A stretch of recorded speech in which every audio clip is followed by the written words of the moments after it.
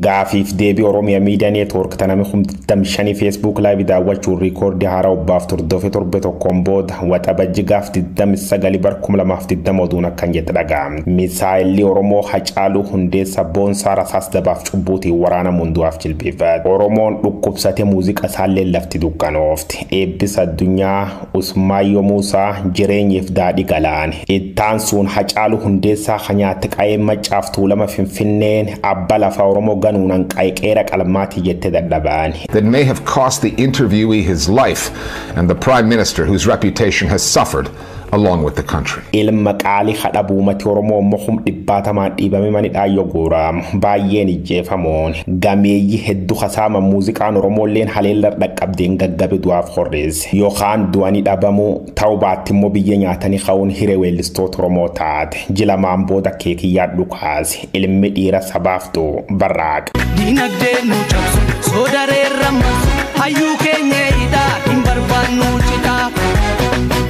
Tadeda medura amanti na fura walinyanu dida tokuma wafida nadinyanu fura gabruma tumura inkamnu kulkulchu alaganu bu'a qeerroof qarree coomsaa walgarre faffacaati amma wanjee ture lamma jechuun ka gaafat mucaan tuulama keekiyya badhaadhaa shanee fi abaa'oo OLF fi kaafaa'oo hin barreen kabartuu Oromoodha martu jechuun tokkummaa laabse. Oromoonni alaaf kee jiran gammadanii YouTube weeraruun sirbichi namoota miiliyoona 4 oliitiin daawwata. Hateessuma jibbit lafa haatesitti sirbeet galma dhugaa weelluun mucaa mataa yubatti fufuun Itoophiyaa maraacheeti.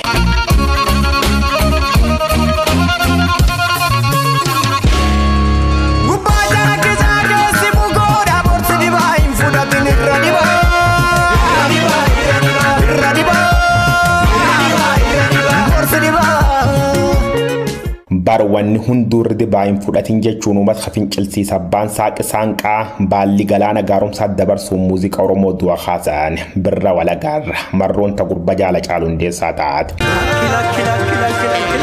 Ijoollee biyyaa gootii gugurraa mataan furaa eenyuun alee maaliir gaafa duraa. Otoo birbirsee jiru maaltu faarsame jiree anin beeku guddaan gaafa Afrikaa Oromoo koomitire. Oromia mitire, sirna gadaa mitire, haqa Oromummaa mitire. Adoo birbirsi jiru maal tafaarsi micirree guddaan gaafa Afrikaa Oromoo koomitire jechuun ka gaafat galoon barcuma duwwaa agarsiisuun birraa beellam qabate piipi waccisiise. Boom! Muuziqaan Oromoo dammaqee baroode dhiichisuu YouTube irra rikoordiin haarawii galmaa'e. Obsii dangaa darbu qaba. Harki bokkuu qabe boodees numa qaba. Natusibata situ dadaba. Obsinera.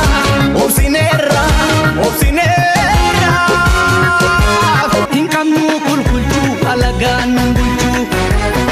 Nuaramoda alaganu bulchu. Dubbiin muuziqaa Oromooleen sarbees qiyaamaa ta'uun qabaa dhaqanii dadhabaan. Leencoo gammachuu ijoollee Vision Entertainment dubbisuu marroon tiyya beellamnaa qabaa jedhe. Waraan gaade sagali dhaabuun gam iluurra hageerar mucaan qallaan immoo ilu abba boora fardi boor jechuun bosona bazoon fakkaata keessa maddeeseese. Sirbi malee.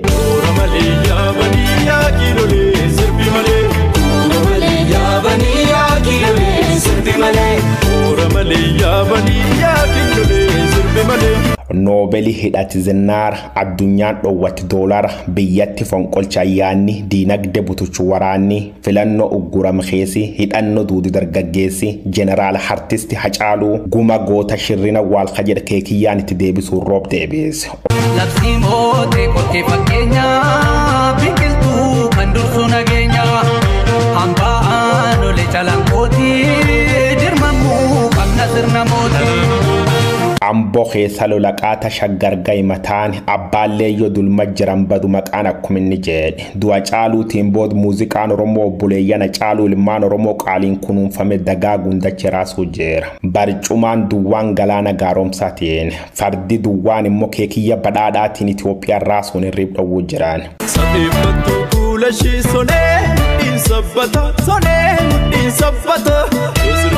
Sirvashi onne mana ditata.